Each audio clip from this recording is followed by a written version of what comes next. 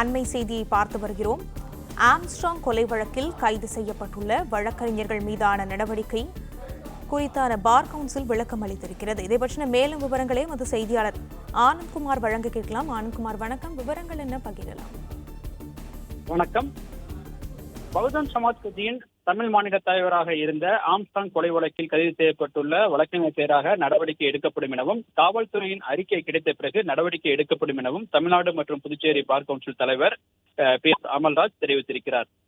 சென்னையில் இன்று செய்தியாளர் சந்தித்த PS அமல்ராஜ் குற்ற வழக்குகளில் தொடர்புடைய வழக்கறிஞர்களுக்கு எதிராக அறிக்கைகள் கிடைத்த பெற்ற பிறகு உடனடியாக நடவடிக்கை எடுக்கப்படும் எனவும் ஆம்ஸ்ட்ராங் கொலை வழக்கில் அதற்கான அறிக்கைகள் கிடைத்த பிறகு நடவடிக்கை எடுக்கப்படும் எனவும் அவர் தெரிவித்தார். மேலும் 3 குற்றவியல் சட்டங்களை திரும்பப் பெறுவதற்கான நடவடிக்கைகளை மத்திய அரசு உடனடியாக நடவடிக்கை எடுக்க வேண்டும் எனவும் அவ்வாறு நடவடிக்கை எடுப்பதில் காலதாமதம் ஏற்பட்டால் இந்திய பார் கவுன்சில் மூலமாக உச்சநீதிமன்றத்தில் வழக்கு தொடர நாங்கள் முயற்சிப்போம் எனவும் தெரிவித்தார். மேலும் இந்த குற்றவியல் சட்டங்கள் மூலமாக வழக்கறிஞர்கள் மற்றும் நீதித்துறையில் பெரும் பாதிப்பு ஏற்படுவதாகவும் உரிய முறையில் விளக்கங்கள் பெறாமல் அவசரமாக இந்த சட்டங்கள் கொண்டு வரப்பட்டிருப்பதாகவும் அவர் தெரிவித்திருக்கிறார். எனவே இதனை திரும்ப பெற வேண்டும் எனவும் தெரிவித்திருக்கிறார்.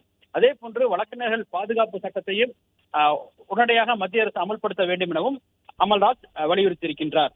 அவர்கள் வழக்கறிஞர் லைசன்ஸை எப்பவுமே மிஸ்யூஸ் பண்ணக்கூடாது. அப்படி தெரிந்தால் நிரந்தரமாக அவர்களை இந்த ரோல்ஸ் இருந்து ரிமூவ் பண்ணுறதுக்கு என்ன வழின்றது தான் அடுத்த மீட்டிங்கில் நாங்கள் டிஸ்கஸ் பண்ண போகிறோம். இந்த நியூஸ் அடிப்படை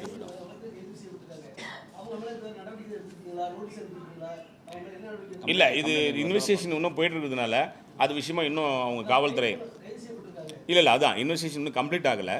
நம்ம அதில் யாரும் இன்டர்ஃபியர் ஆகலை. அவங்க வந்து டோட்டல் இன்வெஸ்டிகேஷன் முடிஞ்சோன்னா அதுக்கான ரெக்கார்ட்ஸ் எங்களுக்கு அனுப்புவாங்க. பேஸ்ட் ஆன் தி ரெக்கார்ட்ஸ் வந்து நாங்கள் டெஃபரட் ஆக்ஷன் எடுப்போம். இல்லை, இது விஷயமா தான் இப்போ நாங்கள் மீட்டிங் போட போகிறோம். இந்த அதிகமான வழக்கு